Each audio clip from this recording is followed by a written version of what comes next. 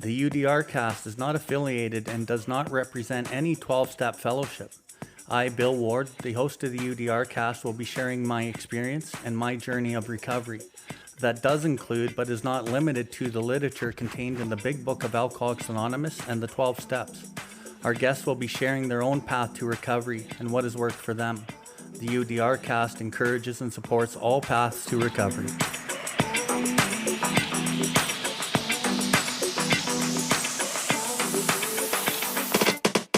Welcome everybody to the UDRcast.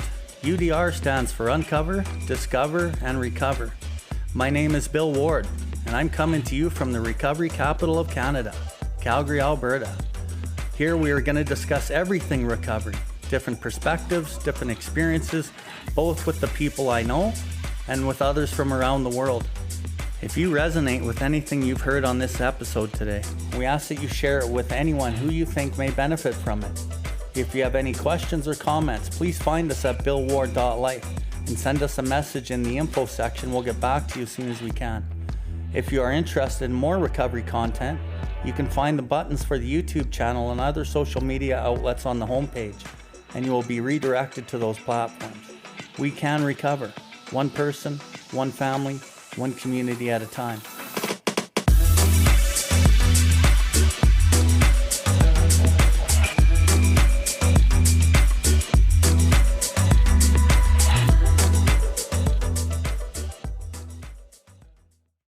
Okay, I'm going to get started.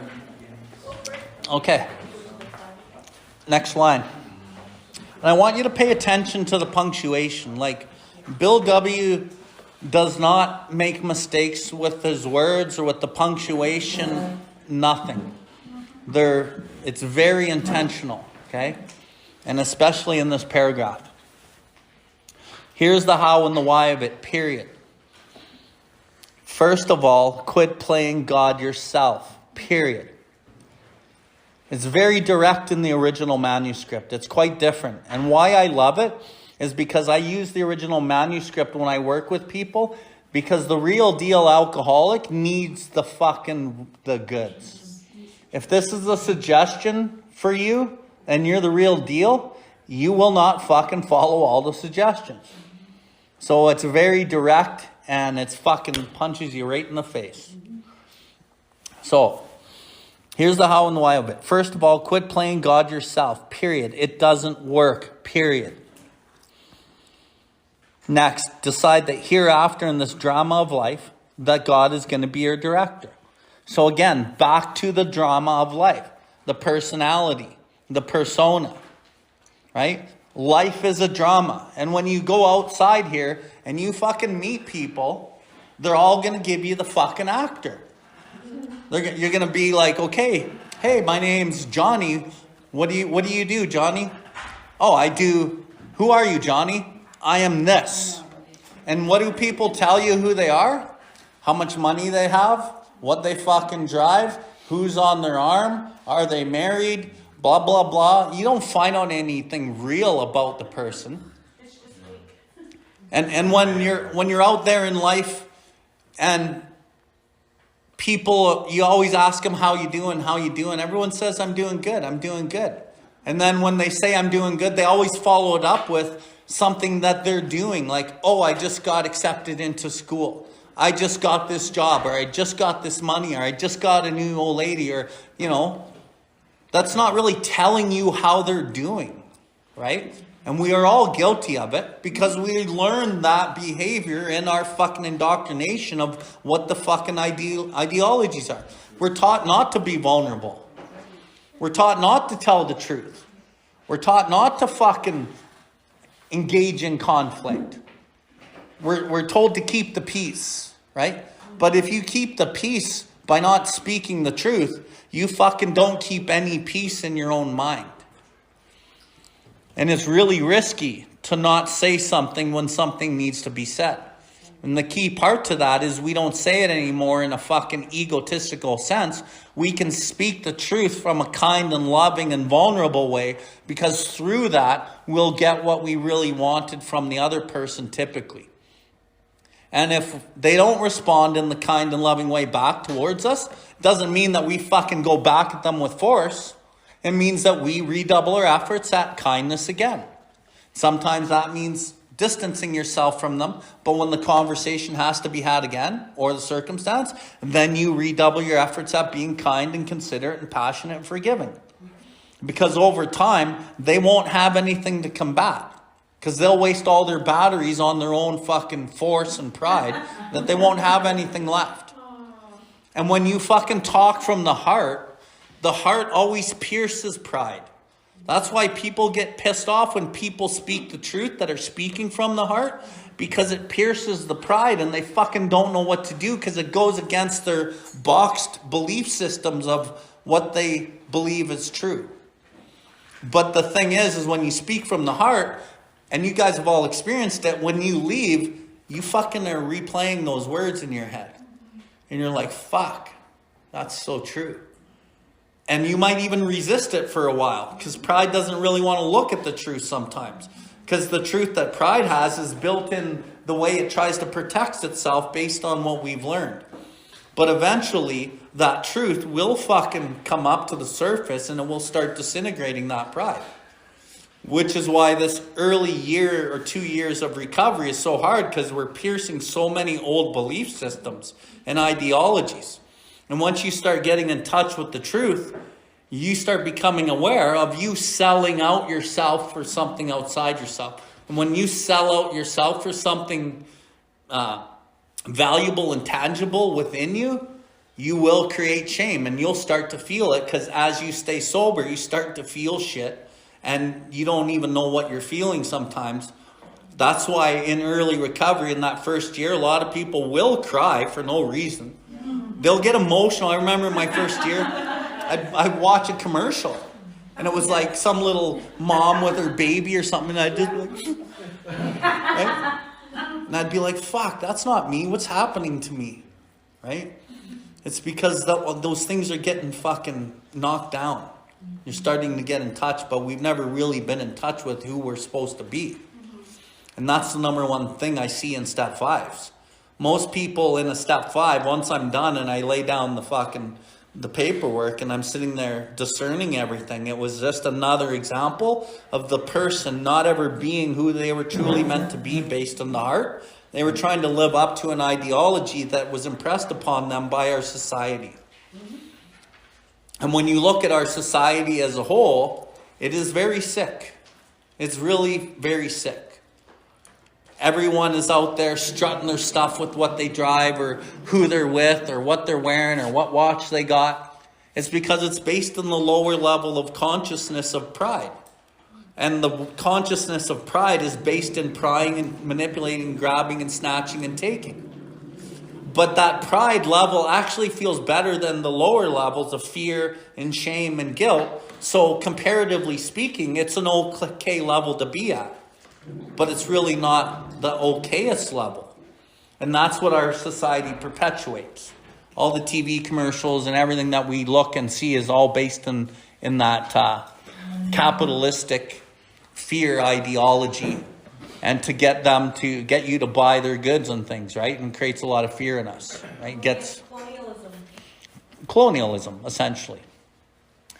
And the thing about colonialism is, like, I'm Native, so we always hear about colonialism as something bad. But the way to get through this without being judgmental against the colonializers is they were colonialized too. People are only doing what their ideas and emotions and thoughts are in whatever their space is in their own life. So back 500 years ago, they were doing what they were taught to do. Was it good? No. Are they paying the fucking price, those people who did those things? Yeah. What's the greatest punishment for someone that lives in sin and does terrible things? They got to live with themselves. Justice is God's justice. There's a way that things all work themselves out. And I know that it sounds like maybe not right when you think of how many people have been harmed by other people. But when you think of how the universe works, we don't fucking get mad at the fish that kill all the other fish. right? We don't get mad at the diseases that infiltrate the ocean and kill fucking, big pods of fucking fish. We just consider that, oh, that's just life in the ocean. Well, it's just life on our planet too, right? And every one of us is on our own journey of healing, right? And whether a person is woken up to that or not, it's not my responsibility. But I can be a light to carry the message to help somebody wake up. And that's why it's so easy for me to let an alcoholic who doesn't want the solution fucking go his own way. Because they're not ready for it. And when you read the book Seed of the Soul, it starts teaching you about everybody's on their own journey of healing. And the only main purpose in life is really to live with your heart and forgiveness. To be free. Because that's where freedom lies, right? Okay, decide. So now we're making a decision that hereafter in this drama of life, that God is going to be the director. God is now your director. He is the principal. You are to be his agent. He is the father and you are his child. Get that simple relationship fucking straight. That's the relationship. Get it straight. God now runs the show, not you or I. And the reason why the big book uses he is the father, you as his child, not for because it's Jesus Christ and God and the Father and shit. It's because a father loves his child unconditionally. And if your God is like mine, my God is only two things: love and forgiveness. That's it. So my God loves me unconditionally no matter what I do. If I'm moving in the right direction to try to work for my Creator, I can make mistakes in my life, but I don't make mistakes. Why? Because I always learn my lesson through everything that I do. That's the most important thing. Or I could not learn my lesson and go be a piece of shit still. And then there's consequences for that, because that easy way of life isn't easy.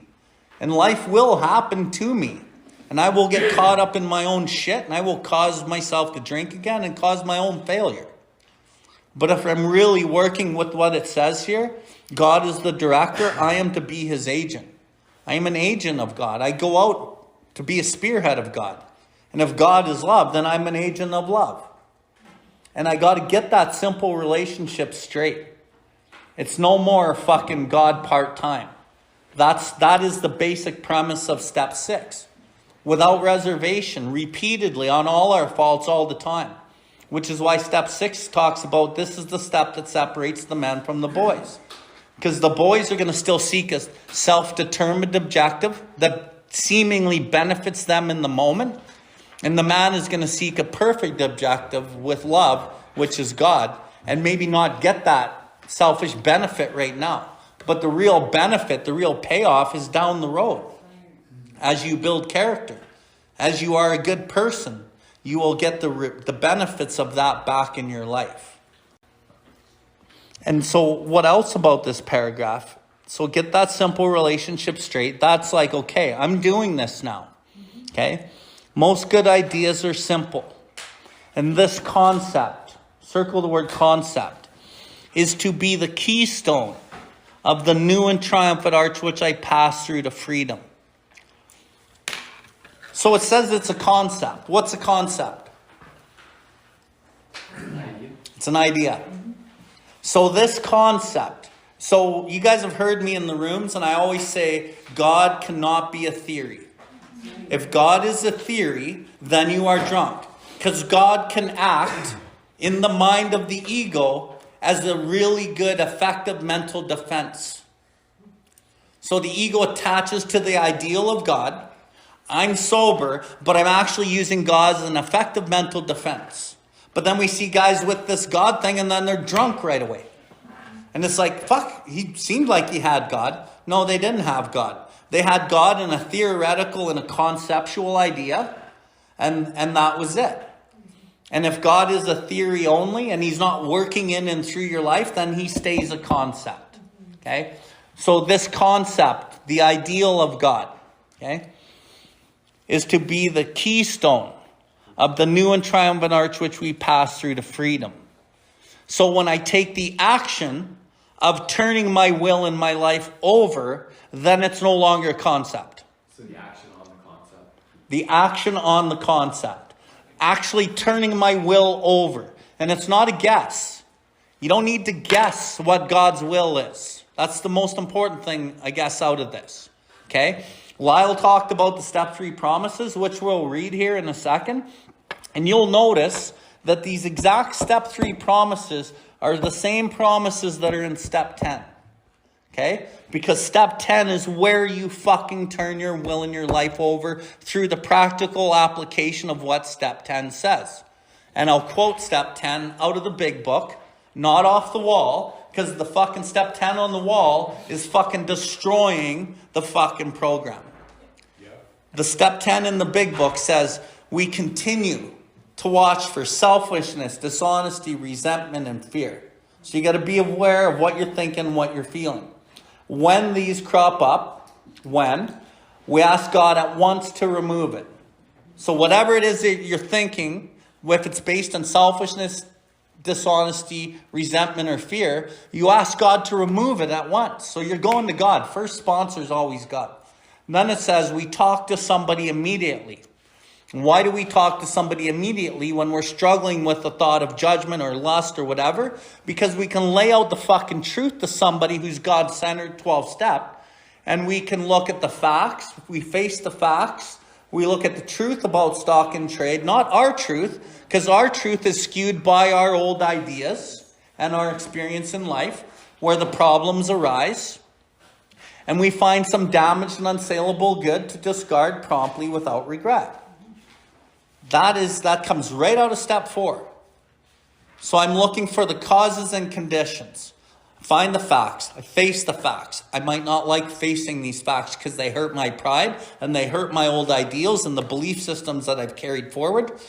Look at the truth about stock and trade, not my truth, but the truth that I can only get through the help of somebody else, in an effort to discover the truth about stock and trade. If his business is to be successful, if you're to be successful, you cannot fool yourself about the values. That's what step 10 does. And then it says we make amends quickly if we have harmed anyone. If you're following the process, you're not going to harm people. Because you're turning your will and your life over as soon as it comes up. You're talking to somebody to try to find the damaged and unsaleable good. So you're turning it over more. And then you fucking make amends if you have harmed anyone. And then it says you resolutely turn your thoughts to someone you can help. So you take time at the end of that process and you start praying for whoever it is that made you resentful, pissed off, or whoever needs prayers. Okay? And you don't pray for 5 seconds. Pray for 30 seconds. Pray for a minute. Because once you start praying for longer than 10 seconds, 15 seconds, it starts hitting your subconscious where the change needs to come from, where the problem arises, and it starts changing what you're thinking and doing in life. Those promises that we're going to read, they're actually fulfilled in the step 10 process. And why I talk about step 6 so much is because step 6 is an ideal, it's a theory, but it's carried out in the step 10. So any person capable of enough willingness and honesty to try repeatedly step 6 on all his faults without reservation has indeed come a long way spiritually. Step 10 says we have entered into the world of the Spirit. We vigorously commence this way of living. So there's continue 4 times, which means you should fucking continue it. Vigorously commence, vigorously begin this way of living as we cleaned up the past. So we continue to watch for the step 6 defects that we're trying to relinquish without reservation. So when they crop up, we ask God to remove it. We talk to someone immediately. And we do this every time we get those thoughts.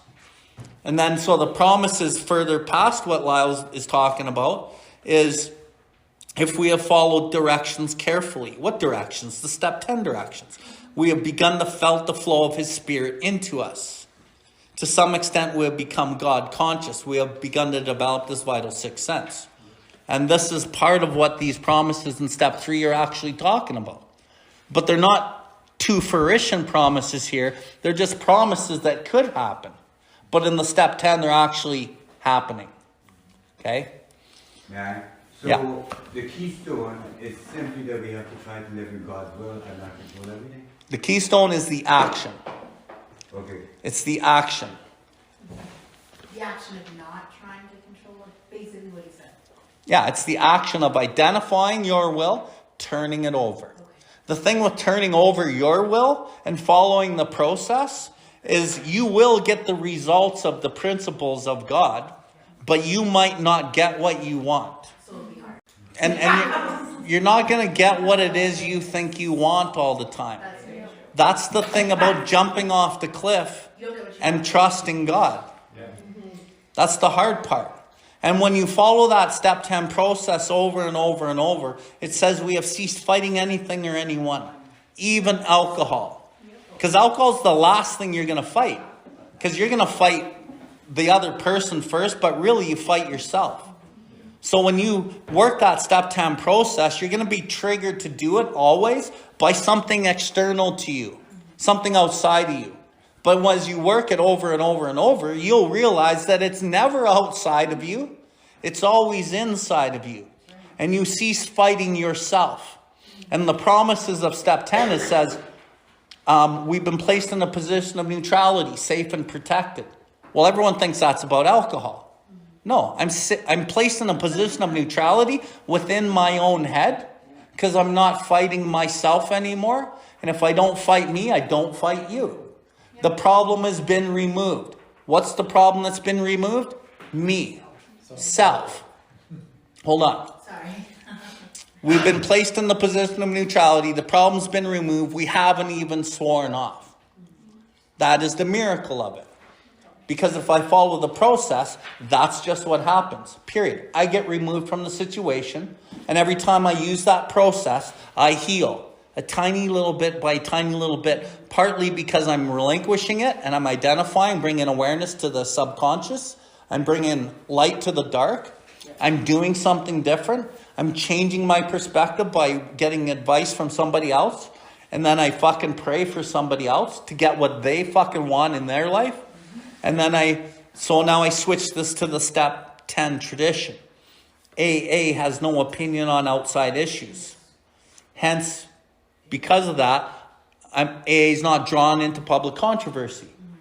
Really, when you take that tradition and align it with the step, Bill Ward, as he works that step 10 process and follows the direction carefully, will have no opinion on outside issues. I will not have issues on what you guys think or believe or do.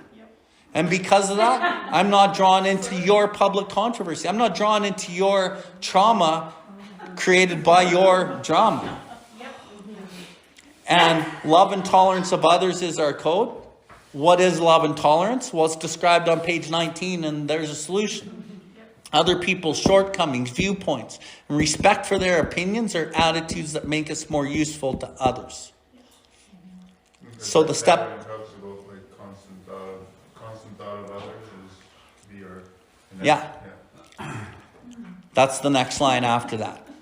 As ex-problem drinkers, our very lives depends on our constant thought of others and how we may help meet their needs.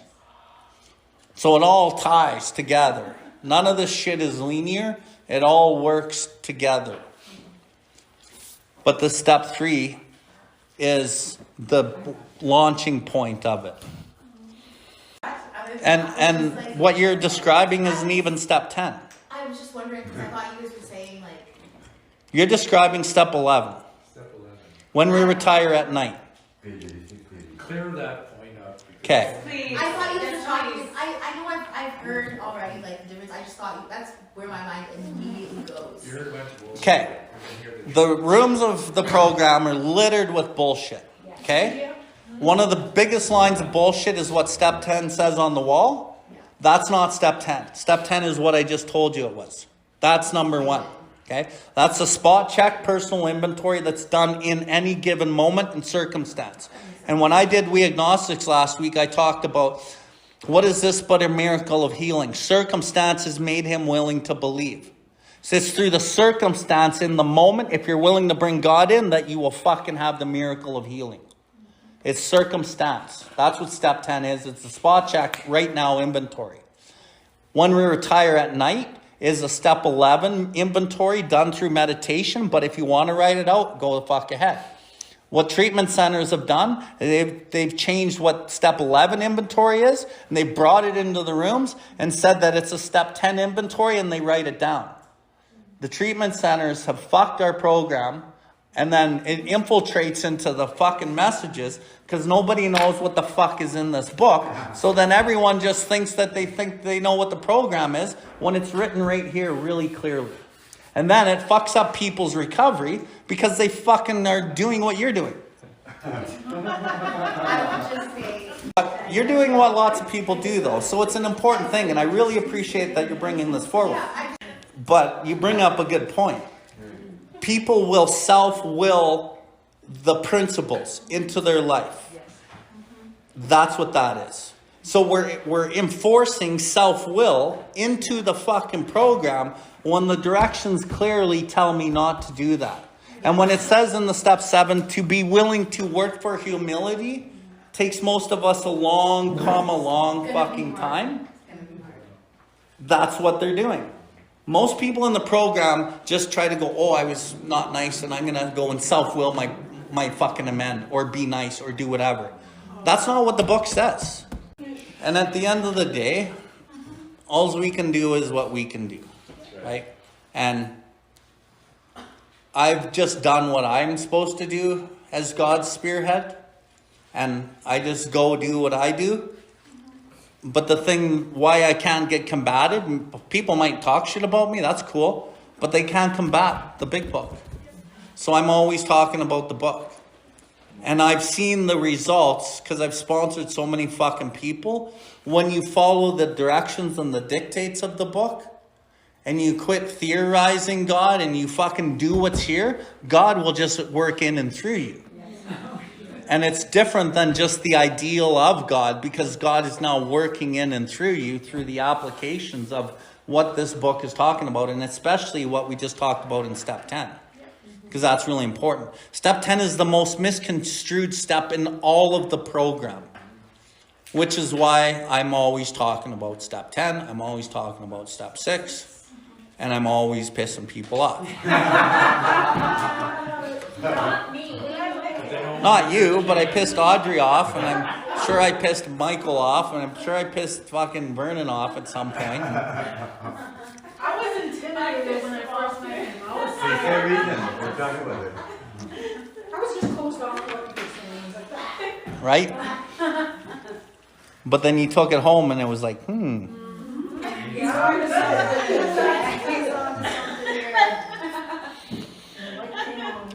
Okay, let's keep going. Okay. So, next paragraph. When you sincerely take such a position. What does sincerely mean? All your heart. Right. Honestly and fucking truly and fully. So when you sincerely take such a position, when you sincerely take the position, and the word sincerely implies that we're actually turning it over. Okay? So when you actually sincerely take the position and you are going to turn it over, you are going to follow that step 10, then it says all sorts of remarkable things follow. You have a new employer, period. Being all powerful, he must necessarily provide you what you need. If you keep close to him and perform his work well. So now you have a new employer. You work for somebody new. And he will give you the promises. He'll give you what you need. But now to earn that, you must stay close to him and perform his work well. That's what you get paid with. So your employer is now God, and he's going to pay you with whatever it is you need in your life. But now you got to do your work, and that's staying close to him and performing his work well. Okay? Established on such a footing. The footing. What's the footing? The cornerstone. The cornerstone back in we agnostics. Upon the simple cornerstone of God, a wonderfully effective spiritual structure, it says, could be built. So now when we turn it over, the structure starts getting built. Okay? So established on such a footing, the cornerstone. you become less and less interested in yourself. Your little plans and designs. You trying to manipulate and pry out of life what you think how life should be for you. You start losing interest in that. More and more you become interested in seeing what you can contribute to life. What can you pack into the stream of life? Instead of taking, now it's like, what can we give to life? Right? As you feel new power flow in, there's your step 10 promise. If we have followed directions carefully, we have felt the flow of His Spirit into us. That is step 10. But here, it talks about as you feel the new power flow in, as you work this program, you'll start to feel it. You will enjoy some peace of mind. The priceless gift of peace of mind. As you discover you can face life successfully. You can lay your head on the pillow at night because you're not going against your fucking mark. You're not going against the truth of you anymore. And you're packing into the stream of life, and you're able to take the definition of what society says is success and have a new version of what success is.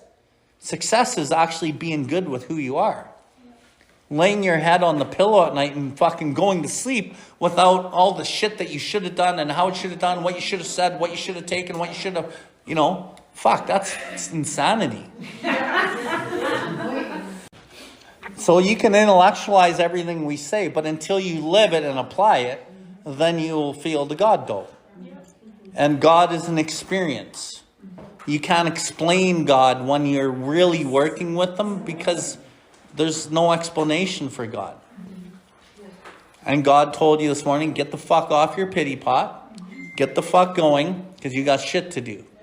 And that is part of, because you're still new, that's closing the gaps, right? You're going to fall into it sometimes, but you got to be strong and use your Creator and your pillars and pick yourself up and move on. That's what's hard. How easy it would have been to sit there and dwell in that and fucking say fuck it all. So you're in self-pity, you're praying, you reach out to Janine, you're talking to someone immediately. You don't need to make amends to anybody.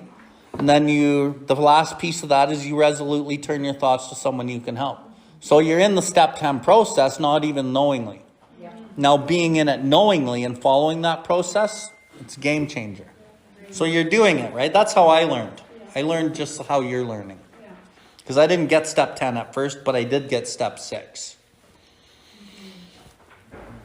Okay.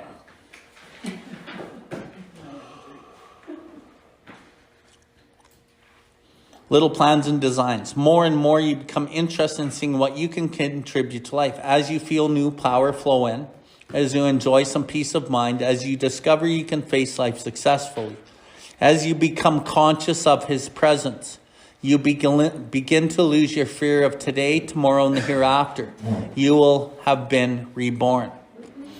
So as you become conscious of His presence, the step 10 promise. If you have followed directions carefully, you'll have felt the flow of His Spirit into us. To some extent, you'll become God conscious. That's it. You will feel His presence. That's why the step 10 is so important, because it allows you to work all this stuff all the time, and you become entering into the world of the Spirit. You become God conscious, walking with God. Okay. You will have been reborn. So in the doctor's opinion, it talks about recreating your life. Getting a new life. Okay? This isn't about getting your old life back. This isn't about recreating your old life. This is about a brand new life. And I realized at about 18 months or 2 years, I realized what that line meant because I didn't understand it. And I knew at about 2 years in that I had a new life. I had been given a new life that was way different than my old life. And I did not regret the past. And I don't shut the door on it because I can take that and make myself useful today and pack into the stream of life. But my roots have grasped new soil, like the big book says. My roots have grasped the soil of fucking Creator. And you will feel reborn. And you will feel different. in ways that you can't really explain.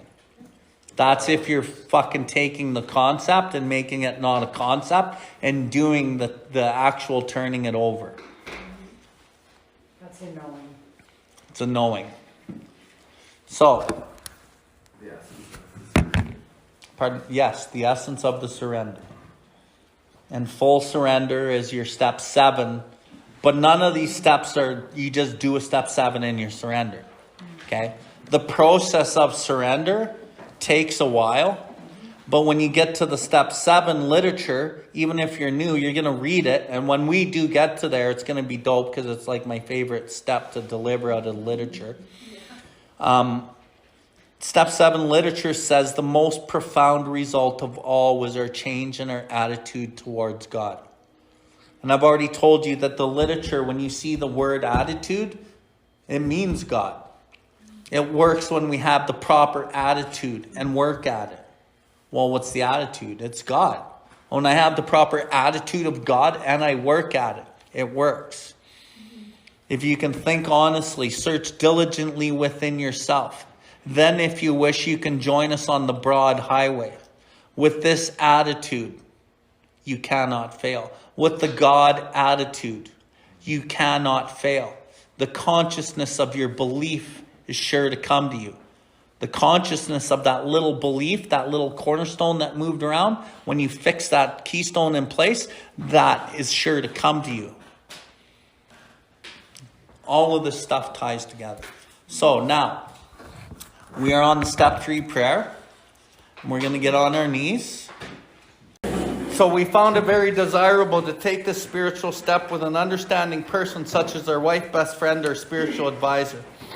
But it's better to meet God alone than with one who might misunderstand. The wording was, of course, quite optional. So long as we express the idea, that's the important thing. Voicing it without reservation. This was only a beginning. This is only a beginning.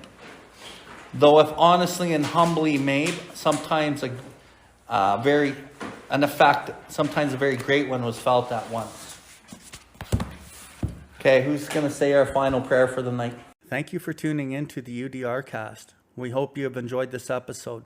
The viewpoints and the opinions expressed today were solely of the individual sharing them. If you resonated with this episode, please follow us and share this link with anyone that may benefit from it. Please visit us at BILLWARDLIFE to see everything that we have going on. We can recover, one person, one family, one community at a time.